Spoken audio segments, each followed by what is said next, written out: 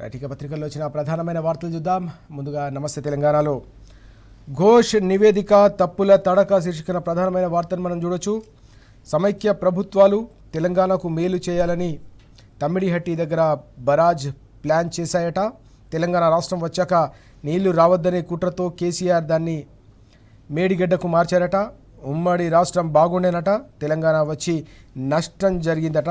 ఇది కాంగ్రెస్ వాదన శీర్షికన ప్రధానమైన వార్తను మనం చూస్తూ ఉన్నాం. శాసనసభలో కమిషన్ రిపోర్టుపై విరుచుకుపడిన బీఆర్ఎస్ అంటూ ప్రధానమైన కథనం మనం చదవచ్చు. సీఎం మంత్రులు పదే పదే అడ్డుపడుతున్న చీల్చి చెండాడిన హరీష్ అంటూ ఈ వార్త ప్రధానంగా కనిపిస్తుంది. నిన్న శాసనసభలో ఘోష్ కమిటీ నివేదికపై పెద్ద ఎత్తున బీఆర్ఎస్ తప్పుపట్టిన సందర్భం మనకు కనిపించింది. తప్పుల తడక నివేదికను అసెంబ్లీలో పెట్టి బీఆర్ఎస్పై బురద జల్లే ప్రయత్నం చేస్తున్నారని చెప్పేసి బీఆర్ఎస్ ఎమ్మెల్యేలంతా కూడా తీవ్రస్థాయిలో విరుచుకుపడ్డారు.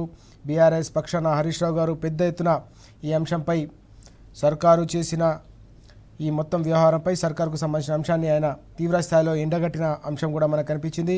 కాళేశ్వరంపై ఇచ్చింది చెత్త రిపోర్ట్, చిత్తు కాగితం, అది పీసీసీ ఘోష్ కమిషన్ కాదు పీసీసీ కమిషన్ అని ఎద్దేవా చేసిన సందర్భం కనిపించింది. విచారణ ముసుగులో మా హక్కుల్ని కాలరాశారు, నోటీసులు ఇయ్యలే, క్రాస్ ఎగ్జామిన్ కూడా చేయలేదని చెప్పేసి ఈ సందర్భంగా తప్పుపట్టిన సందర్భం మనం చూసాం. అందుకే తప్పుడు రిపోర్ట్పై కోర్టు తలుపు తట్టినం, చట్టానికి లోబడి పని చేయని అనేక కమిషన్ల నివేదికలను కూడా న్యాయస్థానాలు కొట్టివేశాయని కూడా ఈ సందర్భంగా స్పష్టం చేసిన అంశం కూడా మనకు కనిపించింది. ఇందిరా అద్వానీపై కమిషన్లను కోర్టు కొట్టివేసిన అంశాన్ని కూడా ఈ సందర్భంగా హరీష్ రావు గారు ప్రస్తావించారు. కోర్టు ముందు నిలబడదని తెలిసి కూడా ఆదివారం ఆదరా బాదరగా అసెంబ్లీలో దీనిపై ప్రభుత్వం చర్చ పెట్టిందని కూడా ఆయన ఆగ్రహం వ్యక్తం చేసిన అంశం మనకు కనిపించింది. నీటి లభ్యత ఉన్న చోటుకే ప్రాజెక్టును మార్చినం అనే విషయాన్ని కూడా ఆయన కుండబద్దలు కొట్టి చెప్పిన సందర్భం. తమ్మిడిహట్టి నుంచి మేడిగడ్డకు మార్చాల్సిన అవసరం ఏమొచ్చిందనే దానిపై స్పష్టంగా ఆయన పూర్తిగా ఆధారాలతో సహా నిన్న అసెంబ్లీలో పూర్తి వివరాలను వెల్లడించిన అంశం కూడా కనిపించింది. తమ్మిడిహట్టి కన్నా కూడా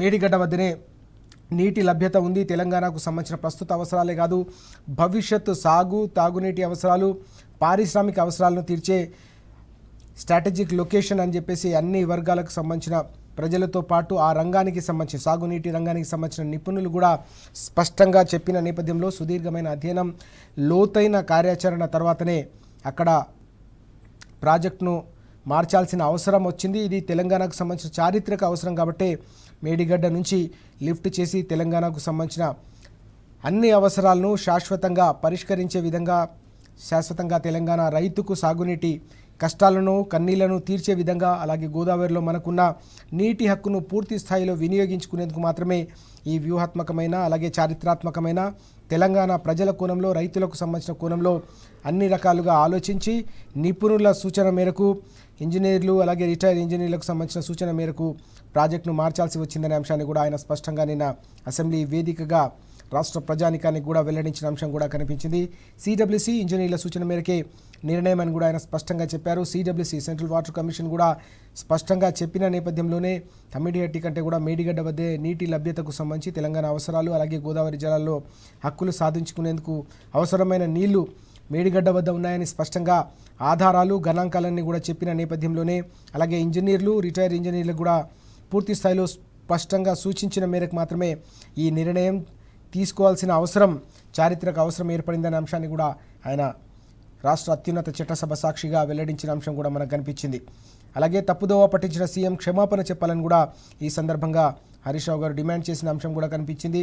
రాష్ట్ర శాసనసభను, రాష్ట్రంలోని 4 కోట్ల ప్రజలను తప్పుదోవ పట్టించడం సరికాదు, తప్పుదోవ పట్టించిన ముఖ్యమంత్రి క్షమాపణ చెప్పాలని కూడా హరీష్ రావు గారు ఈ సందర్భంగా డిమాండ్ చేసిన అంశం కూడా మనకు పత్రికల్లో ప్రధానంగా చూస్తున్నాం. చర్చ సందర్భంగా నిప్పులు చెరిగిన హరీష్ రావు అంటూ ఈ వార్త కనిపిస్తుంది. అడుగడుగునా అడ్డుపడిన సీఎం అలాగే మంత్రులు, సర్కారు తీరుకు నిరసనగా బీఆర్ఎస్ వార్కౌట్ అంటూ కూడా ఈ వార్త మనం చూస్తున్నాం. పెద్ద ఎత్తున ప్రతి అంశానికి సంబంధించి, కాళేశ్వరం ప్రాజెక్టు సంబంధించిన ప్రతి వివరాలతో కూడిన, గణాంకాలతో కూడిన, ఆధారాలతో కూడిన ప్రసంగం చేస్తున్న సందర్భంలో హరీష్ రావు గారిని అడ్డుకునేందుకు అనేక రకాలుగా ముఖ్యమంత్రి అలాగే మంత్రులు ప్రయత్నం చేశారనే అంశం కూడా మనకి ఇక్కడ కనిపిస్తోంది. అయినప్పటికీ కూడా వారందరికీ సంబంధించిన వాదనను తిప్పికొడుతూ పూర్తి స్థాయిలో బీఆర్ఎస్ పక్షాన బలమైన వాదన వినిపించే ఇందుకు అన్ని రకాలుగా నిన్న హరీష్ రావు గారు పూర్తి స్థాయిలో చేసిన ప్రయత్నం కూడా మనకు కనిపించింది. అడుగడుగునా కూడా వారు అడ్డుపడినప్పటికీ కూడా సర్కారు తీరును ఆయన ఎండగట్టిన అంశం కూడా కనిపించింది.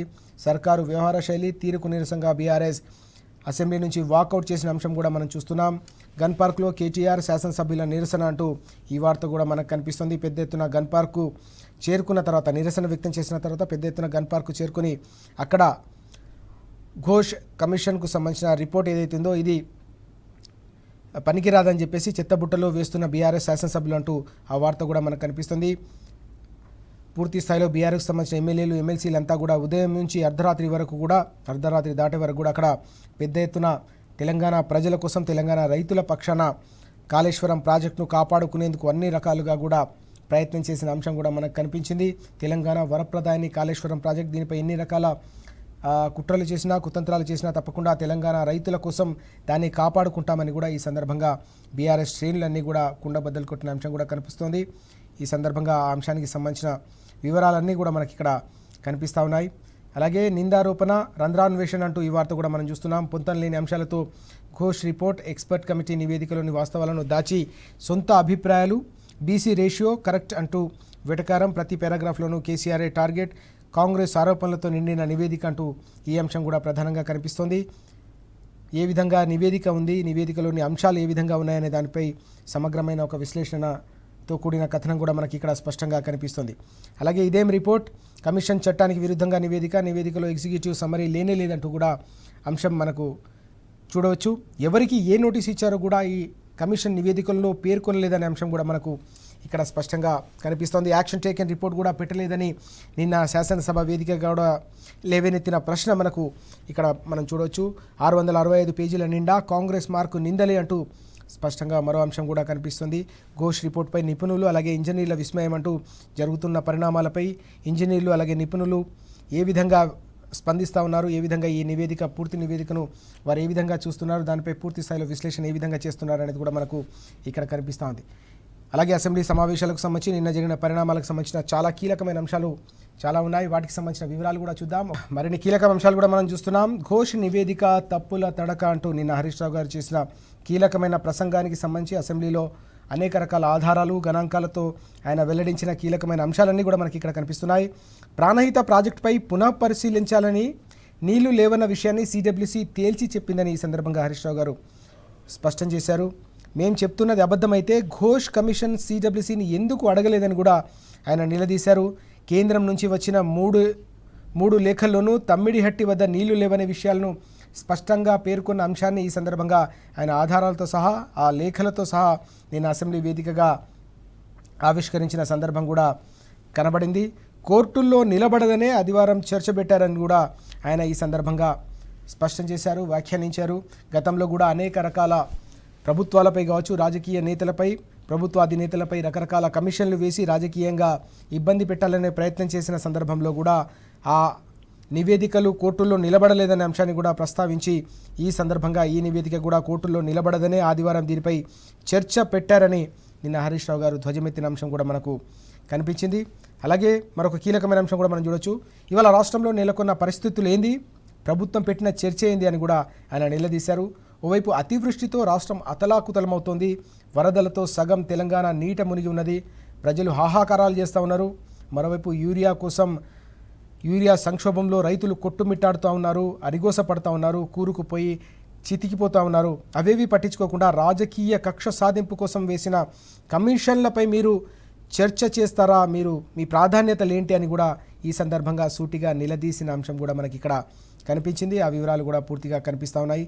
షా కమిషన్ను కాంగ్రెస్ ఎందుకు వ్యతిరేకించిందని కూడా ఈ సందర్భంగా గతంలో ప్రభుత్వాలపై అలాగే ప్రభుత్వ అధినేతలపై వేసిన కమిషన్లను ఎందుకు తప్పు పెట్టారు అని చెప్పేసి కూడా ఈ సందర్భంగా ప్రశ్నించిన అంశం కూడా కనిపించింది. అలాగే ఇక్కడ మనం మరిన్ని వివరాలు కూడా చూడొచ్చు. మేడిగడ్డలో లోపం ఏర్పడక ముందు నుంచే కాళేశ్వరంపై కాంగ్రెస్ అనేక అభాండాలు మోపుతూ వచ్చిందనే కీలకమైన విషయాన్ని కూడా ఈ సందర్భంగా హరీష్ రావు గారు మరోసారి స్పష్టం చేసిన అంశం. అసెంబ్లీ ముందు పెట్టిన విషయం కూడా మనం చూడొచ్చు. ప్రతిపక్షంలో ఉన్నప్పటి నుంచి కూడా కాళేశ్వరంపై కాంగ్రెస్ అనేక రకాల అభాండాలు మోపుతూ వచ్చింది, కక్ష సాధింపుతో ఉంది. అసలు కాళేశ్వరం ప్రాజెక్ట్ అనేది కాంగ్రెస్ పార్టీకి ఇష్టం లేదు కాబట్టి ముందు నుంచి ఆ విమర్శలు, ఆ ఆరోపణలు, చివరికి విచారణలు, కమిషన్ల వరకు కూడా ఈ మొత్తం వ్యవహారాన్ని నడిపించారని ఈ సందర్భంగా హరీష్ రావు గారు మండిపడిన అంశం కూడా కనిపించింది.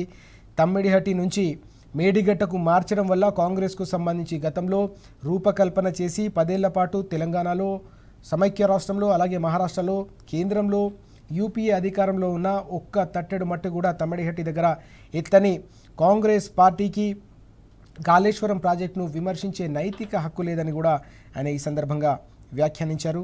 అందుకే అసెంబ్లీ ఎన్నికల సందర్భంగా పార్టీ మేనిఫెస్టోలో కూడా సిట్టింగ్ జడ్జితో విచారణ జరిపిస్తామని కూడా కాంగ్రెస్ పార్టీ చెప్పిందనే అంశాన్ని కూడా ఇక్కడ ప్రత్యేకంగా ప్రస్తావించిన అంశం మనం చూడాలి. కాబట్టి ఇది ముందస్తు ప్రణాళికతో కూడిన కుట్ర మాత్రమే అని ఆయన అభివర్ణించారు, తేల్చి చెప్పారు. కమిషన్ చేసే పని ఫ్యాక్ట్ ఫైండింగ్ మాత్రమే, అంతేగాని న్యాయ విచారణ కాదు. ఆ కమిషన్ చెప్పింది తీర్పు కూడా కాదని ఈ సందర్భంగా కుండబద్దలు కొట్టారు హరీష్ రావు గారు. ఆ అంశానికి సంబంధించిన వివరాలన్నీ కూడా కనిపిస్తున్నాయి.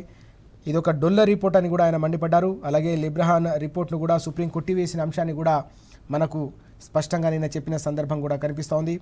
అలాగే ముందస్తు ప్రణాళికలతో చేసిన మొత్తం కుట్ర ఇదంతా కూడా అని చెప్పేసి ఆయన తీవ్ర స్థాయిలో ఆక్షేపించిన అంశం కూడా మనకు కనిపిస్తోంది. ఇదంతా కూడా తెలంగాణకు వరప్రదాయం లాంటి ప్రాజెక్టు, తెలంగాణకు సంబంధించి గోదావరి జలాల్లో ఉన్న హక్కులను పూర్తి స్థాయిలో వినియోగించుకునేందుకు తెలంగాణ ప్రజల ఆకాంక్ష మేరకు 6 దశాబ్దాలకు పైగా తెలంగాణ రైతులు పడ్డ కష్టాలను, కన్నీళ్లను శాశ్వతంగా రూపుమాపే 100 ఏళ్ల విజన్కు నిలువెత్తు రూపమైన కాళేశ్వరం ప్రాజెక్టుపై ఏదో రకంగా కక్షగట్టాలి. గోదావరి జలాలపై తెలంగాణ రైతులకు హక్కు లేకుండా ఆ గోదావరి జలాలని కింది రాష్ట్రాలకు, ఏపీకి, మరోవైపు గోదావరి అలాగే కావేరీకి సంబంధించిన లింకు కోసం తమిళనాడుకు తరలించే ప్రయత్నాల్లో భాగంగానే, ఆ కుట్రల్లో భాగంగానే ఇదంతా కూడా జరుగుతోంది తప్ప తెలంగాణ హక్కులను, తెలంగాణ రైతుల హక్కులను, తెలంగాణ వ్యవసాయ అవసరాలను తీర్చాలన్న ఆలోచన ఈ సర్కార్లో కనిపించట్లేదనే అంశాన్ని కూడా ఈ సందర్భంగా ప్రత్యేకంగా ప్రస్తావించి తేల్చి చెప్పిన అంశం కూడా మనకు కనిపించింది. నిన్న హరీష్ రావు గారు అనేక వివరాలు, ఆధారాలు, గణాంకాలు, గతంలో రాసిన లేఖలు, కేంద్ర ప్రభుత్వంతో జరిపిన సంప్రదింపులకు సంబంధించిన వ్యవహారం,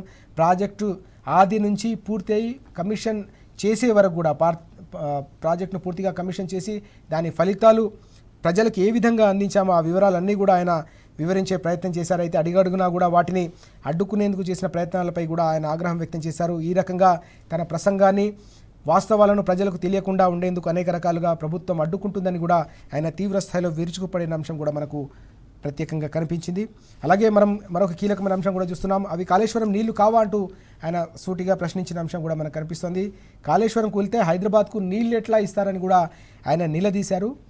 మూసీ బ్యూటిఫికేషన్కు సంబంధించిన అంశంపై కూడా వాస్తవానికి మూసీ సుందరీకరణకు సంబంధించిన అంశానికి, మూసీ ప్రక్షాళనకు సంబంధించి మీరు చేపడుతున్న ప్రాజెక్ట్ ఏదైతుందో ఆ ప్రాజెక్టుకు సంబంధించిన అంశంలో కూడా మీరు నీళ్ళు ఏ విధంగా తీసుకొస్తారో కూడా మీరు చెప్పాల్సిన అవసరం ఉంది. అవి కాళేశ్వరం ప్రాజెక్టు ద్వారా సిద్ధం చేసిన మల్లన్న సాగర్ కావచ్చు, ఇతర రిజర్వాయర్ల ద్వారా మాత్రమే మీరు నీళ్లు తీసుకురావాలని ఆలోచన చేస్తున్నారు తప్ప మీకు చిత్తశుద్ధి లేదు. నిజంగానే కాళేశ్వరంపై కక్ష ఉంటే ఎందుకు మరి ఆ నీళ్లు వాడుతా ఉన్నారు? కాళేశ్వరం ప్రాజెక్ట్ ఒకవేళ మీకు మీ దృష్టిలో అది ఉపయోగపడకపోతే ఎందుకోసం మరి ఆ నీళ్లను మీరు వినియోగిస్తూ ఉన్నారు? ఆ నీళ్లను వినియోగించి భవిష్యత్ ప్రణాళికలు రచిస్తున్నారని కూడా ఆయన ఈ సందర్భంగా అసెంబ్లీలో నేరుగా సూటిగా ముఖ్యమంత్రిని, ప్రభుత్వాన్ని, మంత్రులను కూడా ప్రశ్నించిన అంశం మనకు కనిపించింది.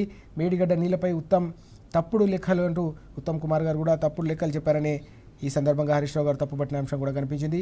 దేశం మొత్తంలో 80 డ్యామ్లు ఇప్పటివరకు కూలిపోయాయి. అనేక సందర్భాల్లో కూలిపోయిన అంశాన్ని కూడా ఈ సందర్భంగా ప్రస్తావించిన సందర్భం మనకు కనిపించింది. మీ హయాంలో కూలితే మేము కమిషన్లు వేయలేదని చెప్పేసి కూడా ఈ సందర్భంగా గుర్తు చేశారు. నన్ను మాట్లాడనివ్వద్దంటూ ముందే అనుకున్నారేమో. కాళేశ్వరం ప్రాజెక్టుతో 20 లక్షల ఎకరాలకు సాగునీళ్ళు ఇచ్చాం, మీరు చెబుతున్నట్టు 1 ఎకరాకు కూడా సాగునీరు ఇవ్వలేదని చెప్పేసి మీరు చెప్తున్న మాట ఏదైతుందో ఇది పూర్తిగా అవాస్తవం. దీనిపై పూర్తి స్థాయిలో చర్చకు సిద్ధమని కూడా సవాల్ చేసిన అంశం కూడా కనిపించింది. ప్రాణహితతో కాళేశ్వరానికి అసలు పోలికే లేదని కూడా ఈ సందర్భంగా హరీష్ రావు గారు తేల్చి చెప్పిన అంశం కూడా మనకు ఇక్కడ కనిపిస్తూ ఉంది. మొత్తం మీద నిన్న కాళేశ్వరానికి సంబంధించిన ప్రాజెక్టు సంబంధించిన పూర్తి వివరాలు కావచ్చు, ఆధారాలు కావచ్చు, అన్ని రకాల వాస్తవాలను అసెంబ్లీ ముందు పెట్టారు హరీష్ రావు గారు. దీనిపై నిన్న పెద్ద ఎత్తున తెలంగాణ రైతాంగం అంతా కూడా చూసిన సందర్భం.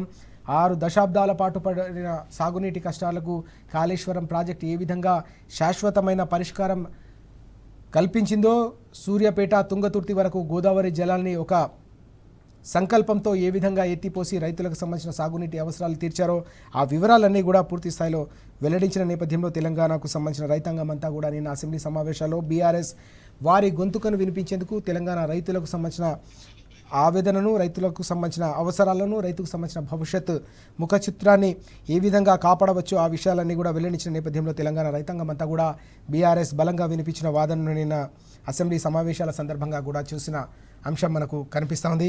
సీఎం క్షమాపణ చెప్పాలనే మరో అంశం కూడా మనకు ఇక్కడ కనిపిస్తూ ఉంది. అసెంబ్లీలో మాజీ మంత్రి హరీష్ రావు వెల్లడి అంటూ ఈ వార్త తప్పుదోవ పట్టించడం, మసిపూసి మారేడికాయ చేయడంలో రేవంత్ రెడ్డి సిద్ధహస్తుడు అని చెప్పేసి కూడా ఆయన మండిపడ్డారు. నీటి లభ్యత ఉన్న చోటుకే ప్రాజెక్టును మార్చినమని కూడా ఆయన వెల్లడించిన అంశం కూడా కనిపిస్తోంది. సొంత నిర్ణయం అంటూ కాంగ్రెస్ దుష్ప్రచారం చేస్తోంది. ఇది వాస్తవం కాదు. పూర్తి స్థాయిలో సిడబ్ల్యూసీ అలాగే ఇంజనీర్లకు సంబంధించిన సూచన మేరకే నిపుణులు, అధికారులు అలాగే క్యాబినెట్ సమ్మతితోనే, క్యాబినెట్కు సంబంధించిన ఆమోదంతోనే కాళేశ్వరం ప్రాజెక్టును నిర్మిస్తే దీనిపై అభాండాలు వేయడం సరికాదు. ఈ రకంగా దుష్ప్రచారం చేయడం అత్యంత దారుణమని కూడా ఈ సందర్భంగా అసెంబ్లీ సమావేశాల్లో కీలకమైన చర్చ సందర్భంగా హరీష్ రావు గారు తీవ్ర స్థాయిలో విరుచుకుపడిన అంశం కూడా మనకు కనిపించింది. మరిన్ని కీలకమైన అంశాలు చూద్దాం. మనకు కనిపిస్తూ ఉంది కమిషన్ రిపోర్ట్ ట్రాష్ అంటూ నిన్న బీఆర్ఎస్ శ్రేణులు అసెంబ్లీ నుంచి బాయ్కట్ చేసిన తర్వాత బయటకు వచ్చి పెద్ద ఎత్తున నిరసన వ్యక్తం చేసిన అంశం కూడా మనకు ఇక్కడ ప్రధానంగా కనిపిస్తూ ఉంది. ఏ రకంగా వారంతా కూడా వాకౌట్ చేసి జై తెలంగాణ నినాదాలు చేస్తూ గన్ పార్కు చేరుకున్నారో, అక్కడ పెద్ద ఎత్తున నిరసన కార్యక్రమాన్ని ఏ విధంగా హోరెత్తించారో అంశం కూడా మనకు కనిపిస్తూ ఉంది. కేటీఆర్ గారు, హరీష్ రావు గారితో పాటు అనేక మంది పార్టీకి సంబంధించిన ఎమ్మెల్యేలు, సీనియర్ నేతలంతా కూడా ఇక్కడ నిరసన కార్యక్రమంలో పాల్గొన్న అంశం కూడా మనం చూడొచ్చు. ఈ సందర్భంగా కేటీఆర్ గారు అనేక కీలకమైన అంశాలని ప్రస్తావించారు.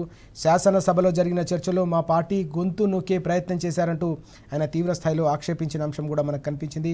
కాంగ్రెస్ అలాగే బీజేపీ రెండు ఢిల్లీ పార్టీలు కలిసికట్టుగా కాళేశ్వరం ప్రాజెక్టుపై కుట్రలు చేస్తున్నాయనే అంశాన్ని కూడా ఈ సందర్భంగా కేటీఆర్ గారు ప్రస్తావించారు.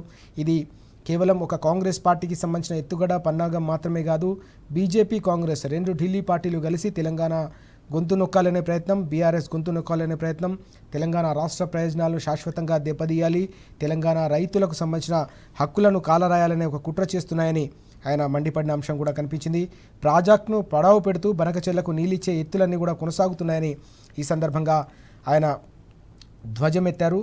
కాళేశ్వరంపై ఈ స్థాయిలో కక్ష కట్టడానికి కావచ్చు, మేడిగడ్డకు మరణశాసనం రాయడానికి ప్రధానమైన కారణం బనకచెర్లకు గోదావరి జలాలను తరలించాలన్న ఏపీ ప్రభుత్వానికి సంబంధించిన ప్రాజెక్టుకు సహకరించడానికి ఇదంతా కూడా జరుగుతుంది. మరోవైపు కేంద్ర ప్రభుత్వం ప్రతిపాదిస్తున్న గోదావరి కావేరీ లింకులో భాగంగా తమిళనాడుకు గోదావరి జలాలను తరలించాలనే ఎత్తుగడలో భాగంగా ఇదంతా కూడా జరుగుతుంది. బనకచెర్ల ప్రాజెక్టు కోసం జీబీ లింక్ అలాగే జీకే కావేరీ లింక్కు సంబంధించి ఈ రెండు ప్రాజెక్టులకు సంబంధించిన అంశం కోసమే తెలంగాణ రైతుల గొంతుకొస్తున్నారని కేటీఆర్ గారు మండిపడిన అంశం కూడా మనం చూడొచ్చు. అవసరమైతే ప్రజా ఉద్యమాన్ని ప్రాజెక్టును కాపాడుకునేందుకు చేసేందుకు సిద్ధమని కూడా ఈ సందర్భంగా హెచ్చరించారు కేటీఆర్ గారు. గతంలో తెలంగాణ ఉద్యమ సందర్భంగా తెలంగాణ రైతుల, ప్రజల, తెలంగాణ రాష్ట్ర హక్కులను కాపాడుకునేందుకు ఏ రకంగా ప్రజా ఉద్యమాలను ఉవ్వెత్తున ఎగసిపడేలా, దేశం దృష్టిని ఆకర్షించేలా, కేంద్ర ప్రభుత్వం మెడలు వంచేలాగా ప్రజా ఉద్యమాలకు కేసీఆర్ గారి సారథ్యంలో శ్రీకారం చుట్టామో అదే రకంగా తప్పకుండా తెలంగాణ హక్కులను కాపాడుకునేందుకు, తెలంగాణకు సంబంధించి కీలకమైన కాళేశ్వరం ప్రాజెక్టును కాపాడుకునేందుకు అవసరమైతే మరో ప్రజా ఉద్యమాన్ని, జలసాధన ఉద్యమాన్ని చేపట్టేందుకు తామంతా కూడా సిద్ధంగా ఉన్నామని ఈ సందర్భంగా స్పష్టంగా హెచ్చరించిన అంశం కూడా మనకు కనిపించింది. ప్రపంచంలోనే అతిపెద్ద ఎత్తిపోతల పథకంగా ప్రఖ్యాతిగాంచిన కాళేశ్వరం ప్రాజెక్టు పైన ప్రపంచవ్యాప్తంగా అమెరికాలోని ఇంజనీర్లు సైతం మెచ్చుకుంటా ఉంటే ఆశ్చర్యపడి, అబ్బురపడి ఇది రోల్ మోడల్, ప్రపంచంలోనే ఎత్తిపోతల పథకాలకు ఇది శాశ్వతంగా ఒక టీచింగ్ పాయింట్గా ఉంటుందని చెప్పేసి స్పష్టం చేసిన నేపథ్యంలో వారంతా కూడా అభిప్రాయపడిన నేపథ్యంలో మీరు ఈ విధంగా కక్ష కట్టడం అనేది అత్యంత దారుణమైన విషయమని ఈ సందర్భంగా కేటీఆర్ గారు హెచ్చరించిన అంశం కూడా మనకు కనిపిస్తుంది. పార్టీ ఆధ్వర్యంలో కేసీఆర్ గారి సారథ్యంలో తప్పకుండా రానున్న రోజుల్లో దీనిపై ఒక కీలకమైన కార్యాచరణను కూడా తీసుకుంటాం, ఈ కార్యాచరణపై నిర్ణయం తీసుకుంటామని కేటీఆర్ గారు వెల్లడించిన అంశం కూడా మనకు ఇక్కడ కనిపిస్తోంది. రైతాంగానికి కేసీఆర్ గారు ఏ రకంగా న్యాయం చేశారో, కాంగ్రెస్ అధికారులకు వచ్చిన తర్వాత 20 నెలల పాటు రైతును ఏ విధంగా ఆగం చేస్తుందో అంశాన్ని కూడా నిన్న కేటీఆర్ గారు స్పష్టంగా చెప్పిన సందర్భం కూడా మనకు కనిపించింది. బనకచెర్లకు పంపేందుకు ఇదంతా కూడా జరుగుతుందనే అంశం కూడా మనం ఇక్కడ చూస్తూ ఉన్నాం. ఇదేం రిపోర్ట్ అంటూ వార్త కూడా మనకు కనిపిస్తుంది. కమిషన్ చట్టానికి విరుద్ధంగా నివేదిక సమర్పించిన ఘోష్ అనే వార్త కూడా మనం చూస్తున్నాం. రిపోర్ట్లో ఎక్కడా కూడా ఎగ్జిక్యూటివ్ సమరీ లేనేలేదు, అలాగే ఎవరికి ఏ విధమైన నోటీస్ ఇచ్చారో కూడా రిపోర్ట్లో కనీసం చెప్పలేదనే అంశం కూడా నిన్న చర్చకు వచ్చింది. యాక్షన్ టేకెన్ రిపోర్ట్ కూడా పెట్టలేదు. 665 పేజీల నివేదిక మొత్తం కూడా కాంగ్రెస్ మార్కు నిందలే అంటూ నిపుణులు, ఇంజనీర్ల విమర్శలు అనే వార్త కూడా ఇక్కడ మనకు కనిపిస్తూ ఉంది. అలాగే రాజకీయ కక్షతోనే కమిషన్ రిపోర్ట్ అనే అంశం మనం చూస్తా ఉన్నాం. కాంగ్రెస్ది బురద రాజకీయం, ఘోష్ నివేదిక ఓ చిత్తు కాగితమని బీఆర్ఎస్ శ్రేణులు ఆక్షేపించిన అంశం కూడా మనకు కనిపిస్తోంది. తప్పులు బయటపడతాయనే మైక్ కట్ చేశారు.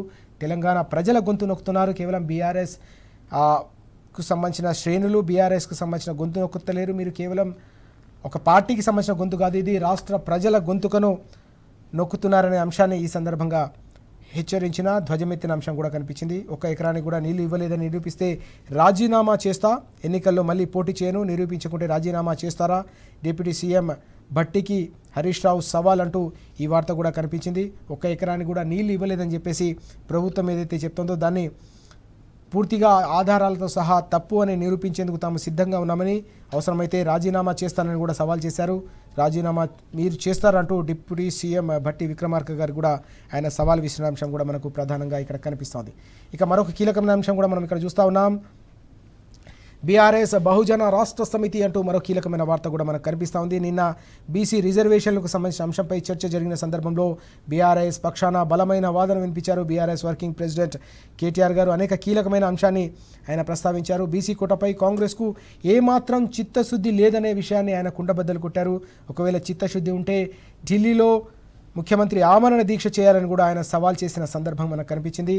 బీఆర్ఎస్ విధానంలోనే బీసీ అభ్యున్నతి ఉన్నదనే విషయాన్ని కూడా ఆయన చెప్పారు. పార్టీ ప్రారంభించిన క్షణం నుంచి కూడా బీసీ పాలసీలు, బీసీ విధానాలు, బీసీలకు కేవలం పదవులే కాదు, బీసీలకు పూర్తి స్థాయిలో సంక్షేమ పథకాలు అందించి వారి అభ్యున్నతికి పాటుపడిన ప్రతి అంశాన్ని కూడా ఆయన ఈ సందర్భంగా ప్రస్తావించారు. 42% కోటాపై రాహుల్ను, మోదీని ఒప్పించండి వీలైతే అని కూడా ఆయన సవాల్ విసిరిన సందర్భం. ఢిల్లీకి అఖిలపక్షం తీసుకెళ్ళండి, మేము కూడా వస్తాం, తప్పకుండా బీసీల ప్రాతినిధ్యం పెరగాల్సిన అవసరం ఉంది కాబట్టి బీసీలకు అన్ని రకాలుగా న్యాయం జరగాలని అన్ని వర్గాలు కోరుకుంటున్న నేపథ్యంలో తప్పకుండా ఒక ప్రధాన ప్రతిపక్షంగా బహుజన రాష్ట్ర సమితిగా తమకు ఇప్పటికే ప్రజల్లో ఉన్న గుర్తింపు నేపథ్యంలో తప్పకుండా మీతో కలిసి వచ్చేందుకు తాము సిద్ధమని ఆయన ఈ సందర్భంగా స్పష్టం చేశారు. కాంగ్రెస్ ధర్నాకు రాహుల్ గాంధీ అలాగే ఖర్గే ఎందుకు రాలేదని కూడా ఆయన సూటిగా నిలదీసిన అంశం కూడా మనకు కనిపించింది. యూరియా ఎరువులు వరదలపై సభ నడపాల్సిన అవసరం ఉంది. వాస్తవమైన అత్యంత కీలకమైన సమస్యలపై సభలో ప్రస్తావించకుండా కేవలం రాజకీయంగా బురద జల్లి కమిషన్ల పేరిట బీఆర్ఎస్ను కార్నర్ చేయాలనే ప్రయత్నం చేస్తే ప్రజలు అలాగే బీఆర్ఎస్ పార్టీ చూస్తూ ఊరుకోదని కూడా ఆయన ఈ సందర్భంగా హెచ్చరించిన అంశం కూడా మనకు ఇక్కడ కనిపించింది. అసెంబ్లీలో సర్కార్ను కడిగి పారేసిన మాజీ మంత్రి బీఆర్ఎస్ వర్కింగ్ ప్రెసిడెంట్ కేటీఆర్ అంటూ ఈ వార్త కూడా ప్రధానంగా మనకు ఈరోజు పత్రికల్లో అన్ని పత్రికల్లో కూడా ప్రధానంగా కనిపిస్తోంది. ఆ అంశానికి సంబంధించిన వివరాలు సమగ్రంగా ఈరోజు నమస్తే తెలంగాణలో కూడా మనకు కనిపిస్తూ ఉన్నాయి.